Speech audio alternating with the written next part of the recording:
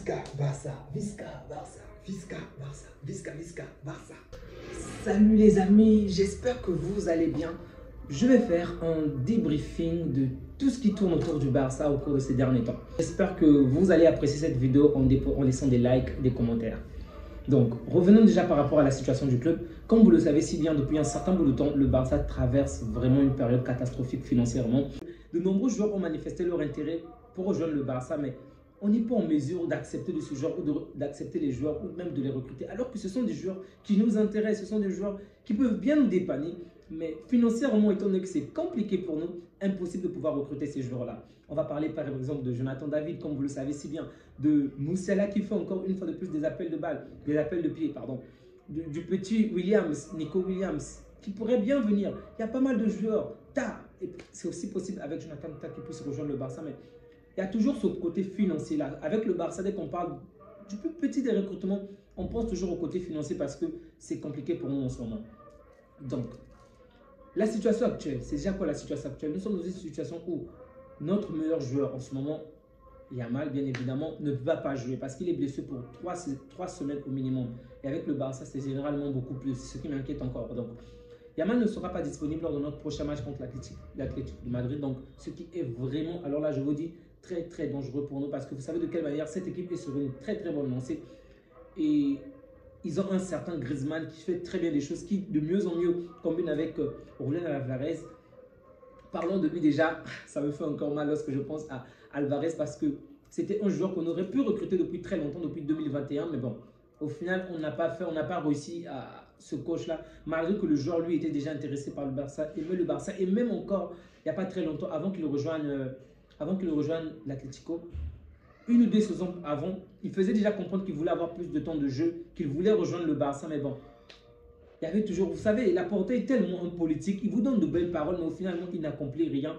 Et je peux comprendre que de nombreux socios, en tout cas, principalement les pro-Barça, puissent être en dur avec lui en ce moment, puisqu'ils ne s'entendent pas apparemment. C'est vraiment compliqué et ils ont même été privés du stade, en tout cas de certaines places.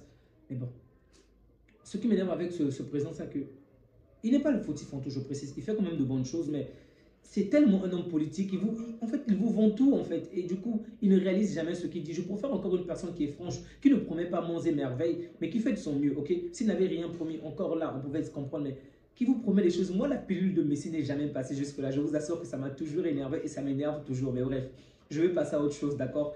Mais dans tous les cas, j'aime pas sa manière de communiquer, ok?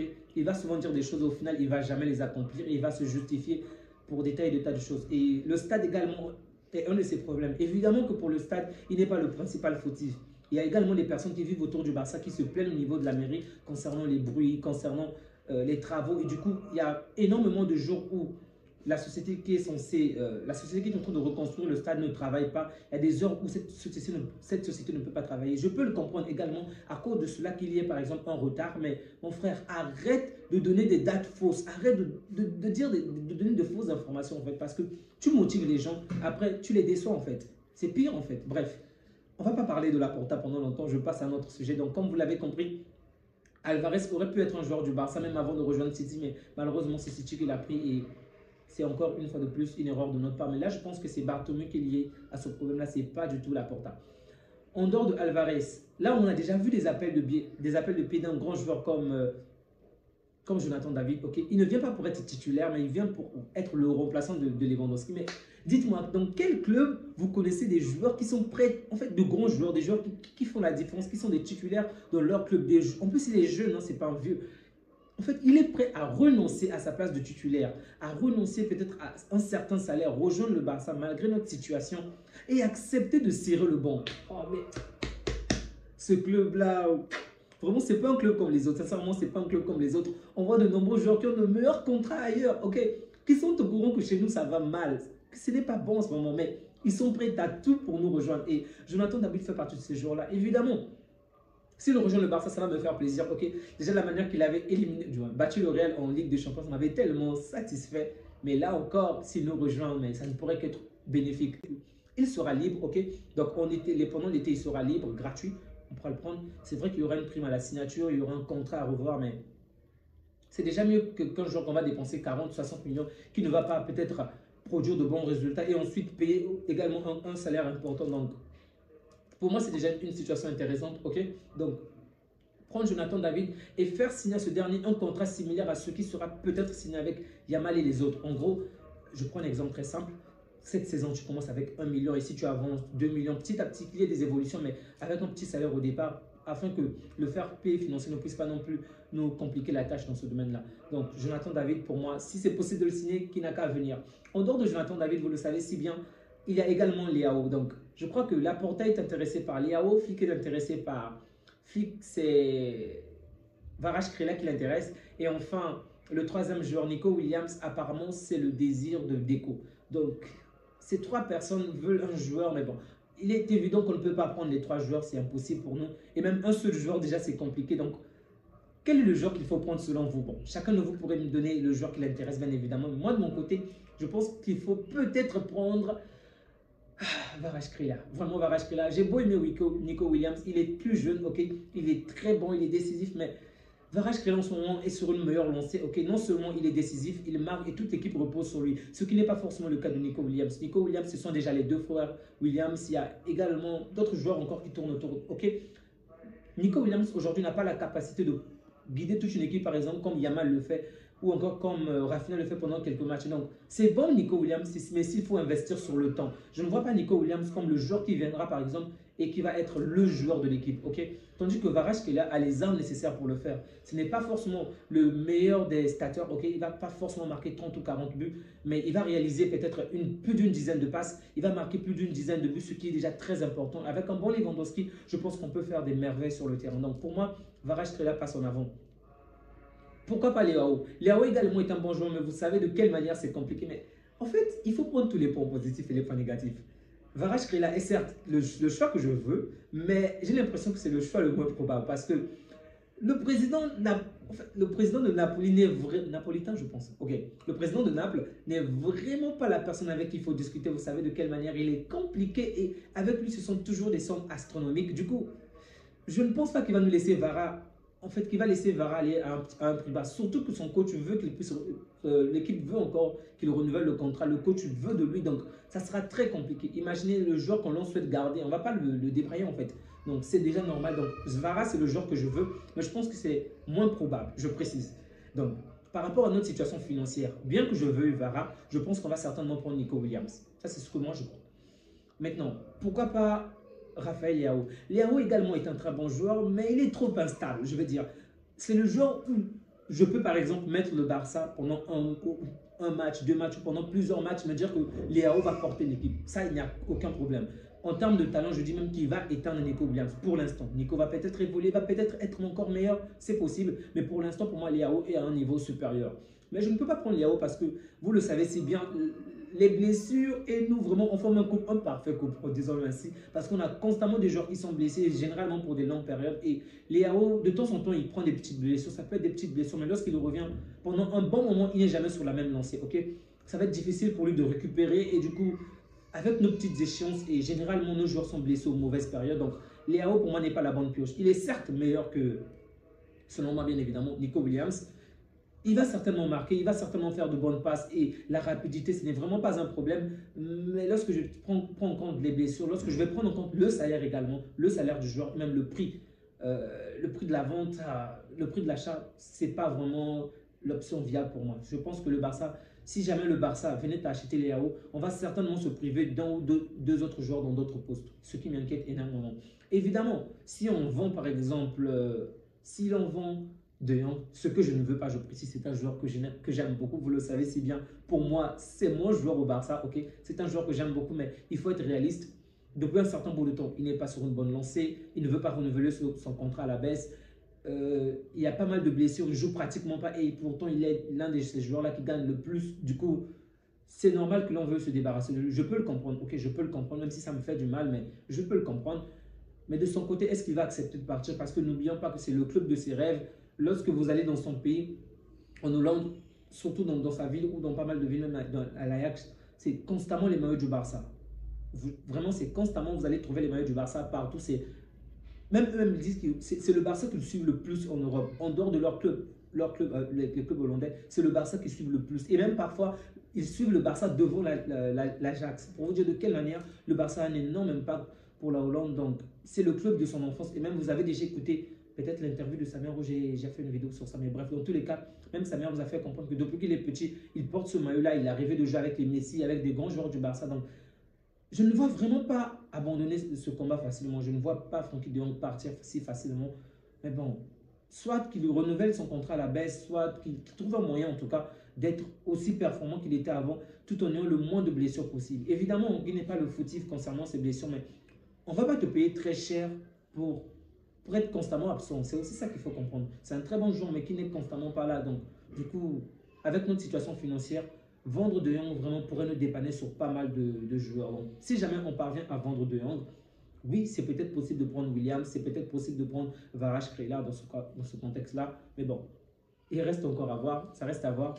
En tout cas, je croise des doigts pour que De Jong reste et que l'on puisse recruter un autre bon joueur, bien évidemment. Donc, ça, c'est ma comparaison déjà par rapport à ces trois joueurs-là. Mais il faut aussi se souvenir qu'on a Victor, ok, c'est un jeune joueur et je souhaitais peut-être qu'on puisse l'accorder plus de temps, mais il faut voir peut-être que dans les entraînements, il n'arrive vraiment pas à se démarquer parce que Xavi ne l'a pas accordé énormément de temps de jeu et même Flick qui normalement accorde du temps de jeu aux jeunes joueurs comme on le voit si bien, même avec Flick, ce n'est pas vraiment ça. J'ai vu pas mal de grands joueurs brésiliens défendre sa cause comme Rivaldo, faire comprendre que le Barça va commettre une grande erreur en laissant ce jeune joueur partir parce qu'il sera potentiellement le grand neuf, le Ronaldo neuf. Ces joueurs-là ont parlé, peut-être qu'ils auront raison avec le temps, peut-être qu'ils ont raison, mais bon, ça seul le temps nous le dira. Mais en ce moment, on est financièrement instable et donc on a besoin de vendre certains joueurs, de se débarrasser de certaines masses salariales. Et si on peut vendre Roquet pour prendre un joueur comme Léao, prendre un joueur comme Nico Williams, moi je signe direct, sérieux. Roquet, j'espère vraiment qu'il va réussir. Et si c'est possible qu'il revienne au Barça et qu'il puisse performer vraiment très bien, bonne nouvelle. Mais pour l'instant, on a besoin des joueurs qui vont vraiment nous rassurer, des joueurs qui vont faire la différence. Et le fait qu'il soit prêté au Betis Séville, au Real Betis, ça ne nous rapporte pas grand-chose, excepté son salaire que Betis paye une partie. Donc, si on peut vendre Roquet pour prendre un autre joueur également, ça pourrait être une bonne option. Donc, comme je disais, je pense que l'autre joueur est plus... Nico Williams, c'est plus probable parce que Nico va pratiquement être à la fin de son contrat. Donc, avec lui, c'est peut-être plus probable. Jonathan Tah, il reste encore à voir. Ok, apparemment, on est intéressé par lui, mais bon. Est-ce qu'il va réussir à être à la hauteur comme Koundé? Parce que si Jonathan Tah prend le côté, s'il est latéral gauche, je pense latéral gauche, Koundé va peut-être revenir dans l'axe. Et bon, je ne dis pas que Koundé ne me rassure pas dans l'axe, c'est juste que Koundé est plus fort lorsqu'il est du côté gauche, ok? Donc, je ne sais pas trop si sur l'axe, il sera meilleur, ok? Mais dans tous les cas, si on peut avoir un autre joueur pour seconder Koundé ou seconder un autre joueur, ok, tant mieux. Moi, ça ne me dérange pas que l'on puisse prendre de nombreux joueurs, ok? Des joueurs talentueux, des joueurs qui ont déjà fait leur preuve, ça ne me dérange pas, mais il faut juste être réaliste, ok? Le fair play financier nous fait souvent mal et ça ne sert à rien d'empiler plusieurs joueurs et après pour avoir du mal à renouveler les contrats, comme ce qu'on voit avec Olmo. C'est quand même décevant et c'est même honteux en fait. Je comprends qu'on n'a pas encore signé le contrat avec Nike et en signant le contrat avec Nike, ça va certainement changer la donne. Mais il faut avouer que c'est une mauvaise image qu'on doit constamment être dans le dur pour signer un quelconque joueur, pour prolonger un quelconque contrat. C'est pas digne du Barça en fait. Ce n'est vraiment pas digne. Donc si c'est possible de se serrer la ceinture sur certains postes, ok, c'est mieux. Acceptons cela pendant un moment. Laissons l'équipe telle qu'elle est. Prenons de nombreux joueurs de la Masia. Ça va peut-être faire du mal à l'équipe juvénile, l'équipe B, mais bon. On va faire avec. On prend certains joueurs qui peuvent faire la différence, qui vont apporter la différence dans ces domaines-là et c'est certain qu'on va s'en sortir, qu'on va peut-être mieux s'en sortir.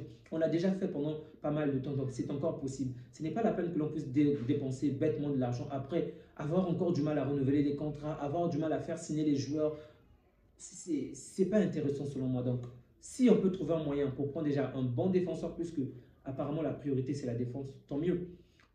En attaque, apparemment, on a des jeunes joueurs dont je vais peut-être parler dans des prochaines vidéos, de la Masia qui peuvent faire la différence, qui peuvent nous dépanner encore mieux. Donc, bien évidemment, je veux que certains joueurs viennent, je veux que de bons joueurs viennent, mais si on n'a pas les moyens de faire signer ces joueurs-là, donc ce n'est pas nécessaire d'aller s'endetter encore pour prendre certains joueurs. Vraiment, ça c'est mon point de vue.